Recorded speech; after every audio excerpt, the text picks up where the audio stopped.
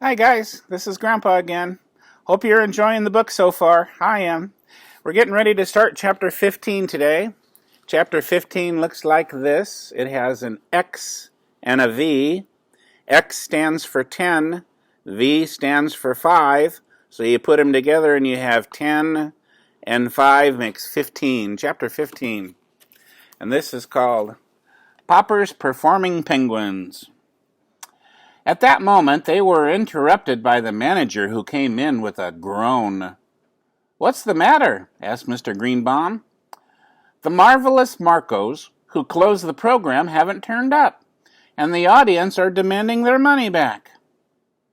"What are you going to do?" asked Mr. Greenbaum. "Well, I'm going to give them their money back, I suppose.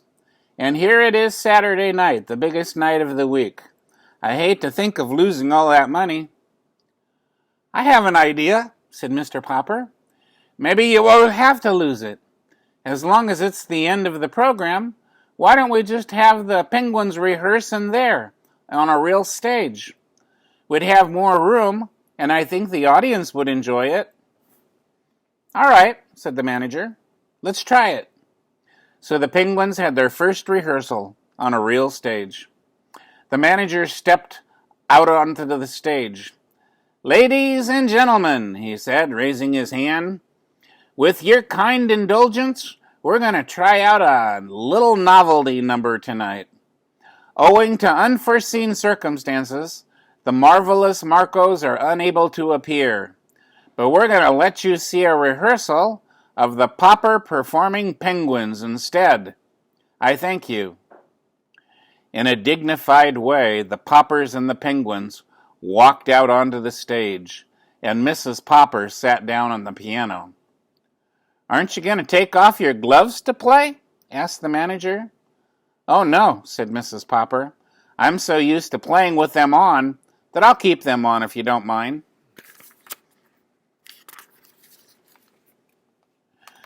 Then she started playing Schubert's Military March. The penguins began to drill very nicely, wheeling and changing their formations with great precision, until Mrs. Popper stopped playing in the middle of the piece. The audience clapped vigorously. "There's more to it," explained Mrs. Popper, half to the manager and half to the audience, "where they form in a hollow square and march in that formation. It's so late we'll skip that tonight and jump to the second part." "You're sure you don't want to take your gloves off, madam?" asked the manager. Mrs. Popper, smiling, shook her head and began to play Merry Widow Waltz. 10 of the penguins now formed in a semicircle, as Nelson and Columbus in their midst put on a wild sparring contest. Their round black heads leaned far back so that they could watch each other with both round white eyes. "Gork," said Nelson, punching Columbus in the stomach with his right flipper, and then trying to push him over with his left flipper. And here's a picture of those two penguins fighting.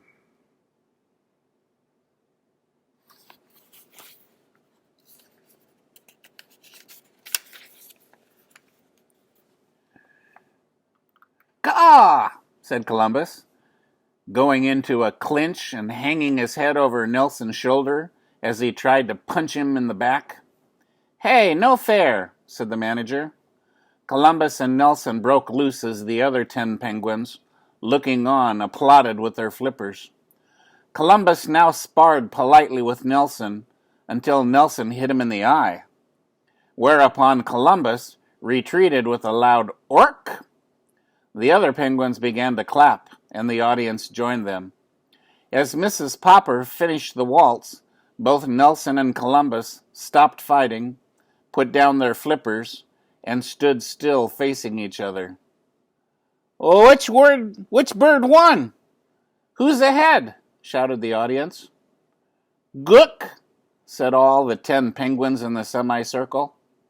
This must have meant "look," for Nelson turned to look at them, and Columbus immediately punched him in the stomach with one flipper and knocked him down with the other. Nelson lay there with his eyes closed. Columbus then counted 10 over the prostrate Nelson, and again the 10 other penguins applauded. "That's part of the act," explained Janie. "The other penguins all like Columbus to win, and so they all say gook at the end. That always makes Nelson look away, so Columbus can sock him a good one." Nelson now rose to his feet, and all the penguins formed in a row and bowed for the manager. "Thank you," said the manager, bowing back to them. "Now comes part 3, said Mrs. Popper. "Oh, Papa," said Mrs. Popper, "you forgot to bring the 2 painting step ladders and the board." "Oh, that's all right," said the manager. "I'll get the stagehands to bring some." In no time at all, a pair of ladders and a board going across the 2 ladders was brought in, and Mr. Popper and the children showed them how the ladders had to be set up with the board up on top. Then Mrs. Popper began playing the pretty descriptive piece, "By the Brook." At this point in the act, the penguins always forget their discipline, and they get dreadfully excited. They would all begin showing at once and shoving to see which would be the first one to climb the ladders. However, the children had always told Mr. Popper that the act was all the funniest of all, all the funnier for all this pushing and scrambling, and Mr. Popper supposed that it was.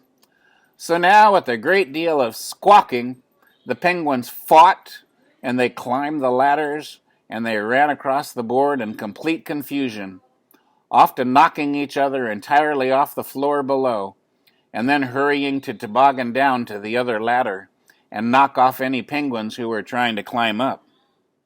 This part of the act was very wild and very noisy, in spite of Mrs. Popper's delicate music.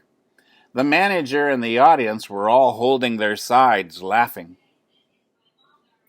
At last, Mrs. Popper got to the end of the music, and she took off her gloves. "You'll have to get those ladders off the stage, or I'll never get those birds under control," said Mr. Popper. "The curtain is supposed to fall at this point." And here's a picture of that. Mrs. Popper playing the piano, and the penguins going up and down the ladder, and on top of the ladder.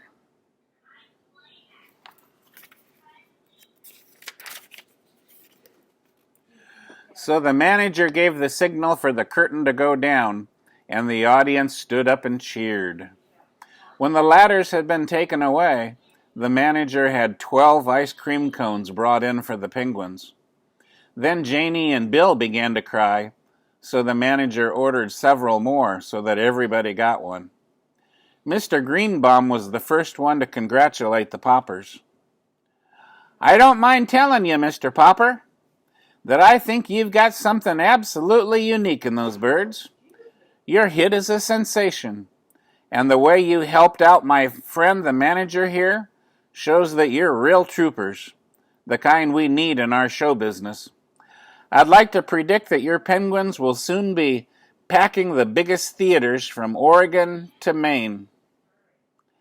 And now, to come to terms, Mr. Popper," he continued, "how about a 10-week contract at $5,000 a week?" "Does that sound all right, Mama?" said Mr. Popper. "Yes, that's very satisfactory," said Mrs. Popper. "Well then," said Mr. Greenbaum, "just sign these papers and be ready to open next Thursday in Seattle." "And thanks again," said the manager. "Would you mind putting on your gloves again for just a minute, Mrs. Popper? I'd like for you to start playing that military march again, and let the penguins parade for a minute. I want to get my ushers in here to look at those birds. It will be a lesson for them." And that's the end of chapter 15. And we're going to stop this video there because that was kind of a long one. Good to see ya. Thanks for joining. Come see the next one. Bye.